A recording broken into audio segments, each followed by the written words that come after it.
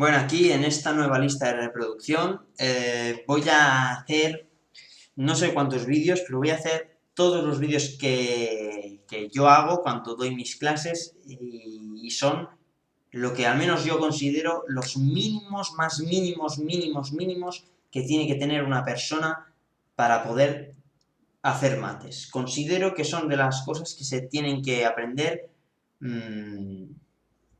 No sé, no pondré edad, pero considero que son de las cosas más básicas que una persona tiene que tener súper claras. Bueno, como si fuese una simple clase, voy a hacer lo primero que hago siempre, y es nombrar los conjuntos numéricos con los que nosotros trabajamos desde pequeños. El conjunto numérico más pequeño, primitivo, con el que hemos trabajado desde pequeños es el conjunto de los números naturales. El conjunto de los números naturales incluye el 1, el 2, el 3, el 4, el 5, el 6, así sucesivamente.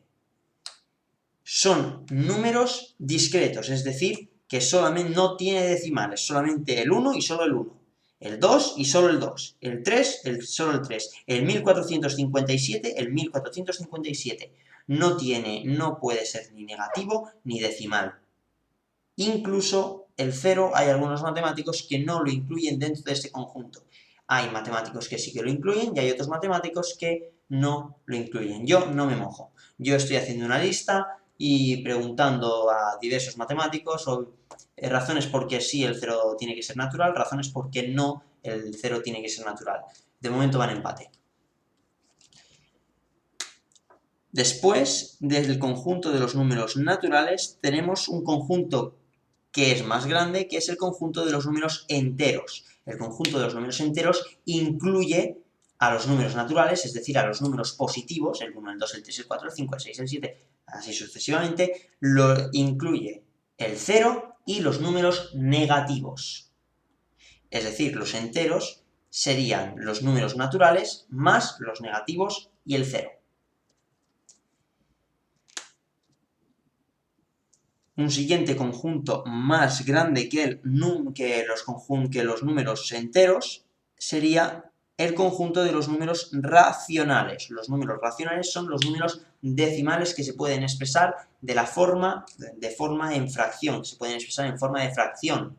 1 partido 2, 24 partido 7, 694 partido 5, esos son los números racionales, aquellos que se pueden expresar en forma de fracción.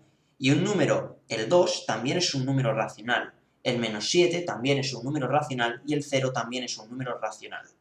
Porque dentro de los números racionales están incluidos tanto los enteros como los naturales. Es decir, con decir que los números racionales están incluidos los enteros y los que se escriben en forma de fracción, estamos diciendo que dentro de los racionales también están los enteros, porque dentro de los naturales, porque dentro de los enteros ya están los naturales. Un grupo más grande que los racionales son los números reales. ¿Y qué diferencia? Porque claro, hemos visto la diferencia entre los naturales y los enteros es que los enteros tienen números negativos y el 0. La diferencia entre los enteros y los racionales es que los racionales tienen números en forma de fracción. ¿Qué diferencia hay entre los racionales y los reales?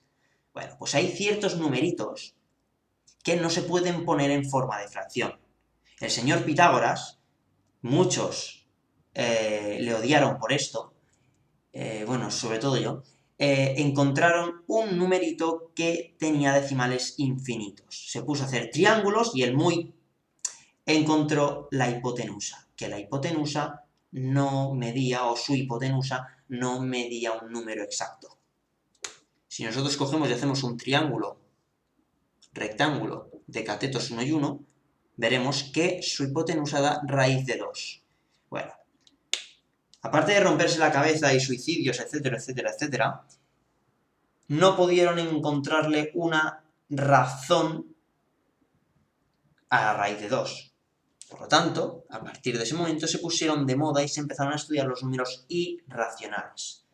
La diferencia entre los racionales y los reales es que dentro de los reales están los irracionales, que son, por ejemplo, el número pi, el phi, que es el número de oro, que es el número de Euler, raíz de 2, raíz de 5, raíz de 7, etcétera, etcétera, etcétera. Son aquellos números que no se pueden poner en forma de fracción. Y luego hay un conjunto más grande que los reales, que son los números complejos. Los números complejos, mucha gente no los ve a lo largo de sus estudios, no ve los números complejos, ya sea por tiempo o porque el profesor es un inútil, o profesora, con todos mis respetos, y es, ¿qué diferencia hay entre un real y un complejo? Bueno, pues que todos los numeritos anteriores a los complejos los podemos pintar y los podemos ordenar en una recta real. Nosotros sabemos que el 0 es más pequeño que la raíz de 2, sabemos que la raíz de 2 es más pequeña que el 5, y así sucesivamente, cogiendo cualquier número de estos conjuntos, los podíamos ordenar en una recta real. Por eso se llama recta real. Pero si nosotros cogemos un número complejo, ya no podemos ordenarlo en esta recta real porque no se puede. Bueno, no todos los números complejos no se pueden ordenar. Todos los números complejos con su parte imaginaria que sea igual a 0. Su parte imaginaria es la diferencia. La parte imaginaria es la diferencia que tiene a los reales.